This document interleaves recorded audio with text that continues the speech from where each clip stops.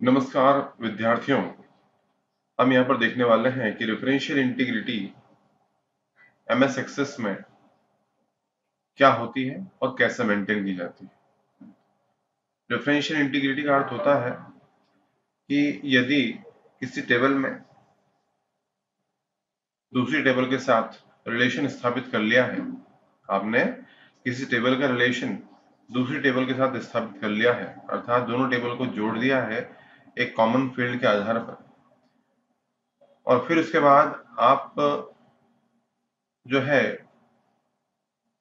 उन दोनों टेबल के मध्य रेफरेंशियल इंटीग्रिटी भी मेंटेन कर देते हैं। क्या मेंटेन कर देते हैं? रेफरेंशियल इंटीग्रिटी भी मेंटेन कर देते हैं। तो उसके बाद ये होता है कि यदि आप किसी एक टेबल में से रिकॉर्ड डिलीट करोगे तो कंप्यूटर डिलीट नहीं करने देगा। वो बोलेगा कि इस टेबल से जुड़े हुए रिकॉर्ड दूसरे टेबल में रखे हुए हैं, आप कैसे डिलीट कर सकते हो इस टेबल के मुख्य रिकॉर्ड को। जैसे उदाहरण के लिए आपका आधार कार्ड नंबर है और उस आधार कार्ड के आधार पर आपने कई सुविधाएं प्राप्त कर ली, और आपका जो है गैस टंकी के लिए भी आधार कार्ड लगा हुआ है, आपका नगर निगम में भी आधार कार्ड लगा हुआ है, आपका बहुत सारी जगह वो आधार कार्ड यूज में आ गया है, ठीक है ना। और यहाँ से आपने उस आधार कार्ड का उपयोग करके बहुत सारी सुविधाएं सरकार से प्राप्त कर ली, ठीक है।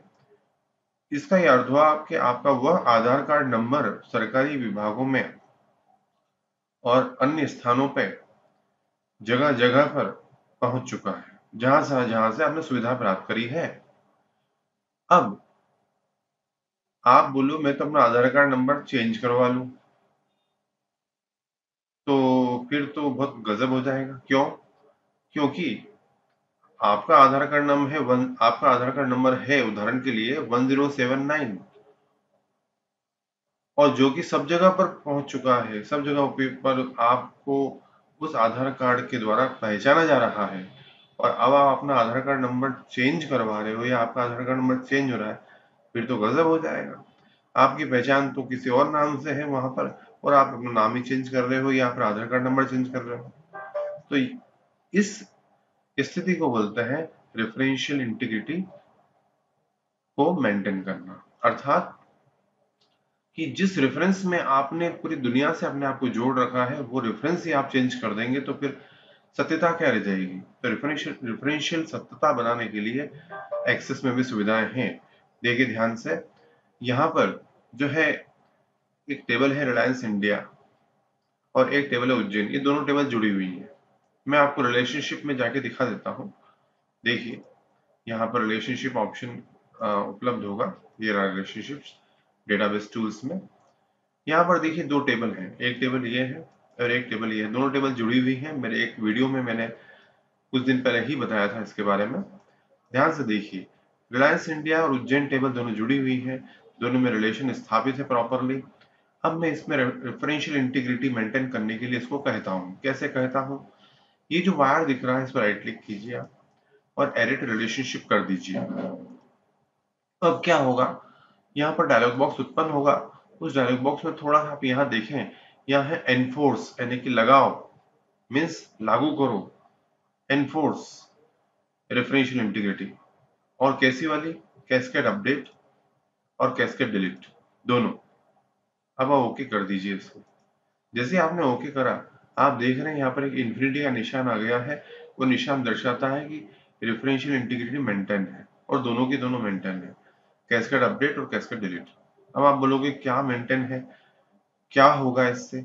जो मैंने पहले कहानी सुनाई थी वही इसका जो है आधार है। ध्यान से देखिए, सबसे पहले मैं इसको सेव करता हूँ।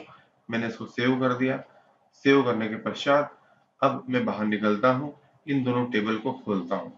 देखिए ध्यान से, मैंने यहाँ पर रिलायंस इंडिया टेबल को ओपन करा और यहाँ पर जो है उज्जैन टेबल को ओपन करा, ठीक है। अब मैं उज्जैन टेबल में जो है यहाँ पर बहुत सारे कोड दे रखे हैं, है ना। और रिलायंस इंडिया टेबल में भी देखो 1 2 3 7 8 9 10 ये कोड हैं।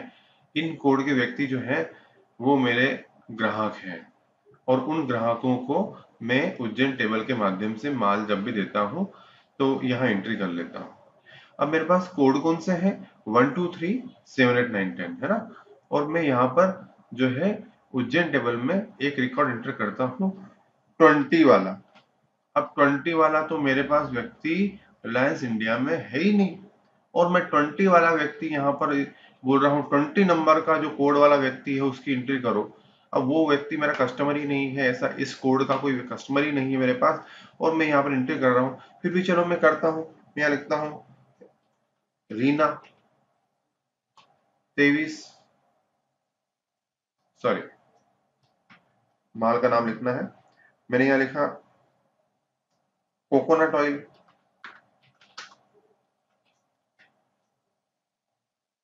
1200 रुपए का।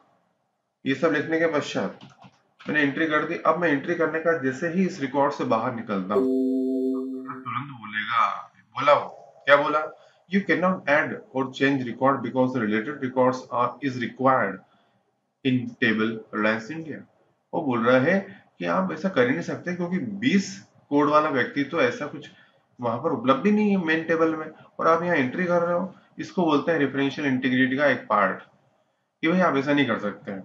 जिस कोड का व्यक्ति आपके पास है ही नहीं उसकी एंट्री आप यहाँ कैसे कर सकते हैं। तो ये रेफरेंशियल इंटीग्रिटी मीन्स रेफरेंस की सत्यता मेंटेन कर रहा है। ठीक है, तो गलत कोड का व्यक्ति यहाँ पर एंटर ही नहीं होगा, एक बात। दूसरा कि यहाँ पर जो है रिलायंस इंडिया जो मेरी मुख्य टेबल है जहां पर मेरे ग्राहकों का नाम, पता, एड्रेस, फोन नंबर रखा रहता है, वहां पर भी मैं अगर किसी ग्राहक को डिलीट करूंगा, मैंने बोला डिलीट कर दो इस रिकॉर्ड, वो खुद बोलेगा भाई इस ग्राहक के तो 20 रिकॉर्ड वहां पड़े हुए हैं दूसरी टेबल में, 20 बार माल ले जा चुका है, आप इसको डिलीट कर दोगे तो फिर वो रिकॉर्ड भी वहां से डिलीट हो जाएंगे। यानी कि आप यहाँ से रिकॉर्ड डिलीट करोगे अगर 10 नंबर वाला, तो 10 नंबर वाले व्यक्ति के जितने भी रिकॉर्ड दूसरे टेबल में रखे हुए हैं वो भी नष्ट हो जाएंगे। वो वैसा पूछ रहा है आपसे यस या नो के लिए, और आप यस बोल दोगे तो उसको कोई प्रॉब्लम नहीं है, वो डिलीट कर देगा। यहाँ से भी 10 नंबर का रिकॉर्ड डिलीट कर देगा, और वहां से भी जितने भी 10-10 वाले रिकॉर्ड दूसरी उज्जैन टेबल में है वो सब भी डिलीट कर देगा। तो इसको बोलते हैं रेफरेंशियल इंटीग्रिटी मेंटेन करना। तो ये बहुत इंपॉर्टेंट टॉपिक है, एग्जाम में इस क्वेश्चन को अवश्य रूप से पूछा जाता है। ये मान लीजिए छप गया और एग्जाम में क्वेश्चन जरूर आएगा, इसको इस वीडियो को आप बड़े ध्यान से देख लीजिएगा। कोई भी प्रश्न हो तो प्रश्न काल के दौरान मुझसे पूछ लीजिएगा। नमस्कार।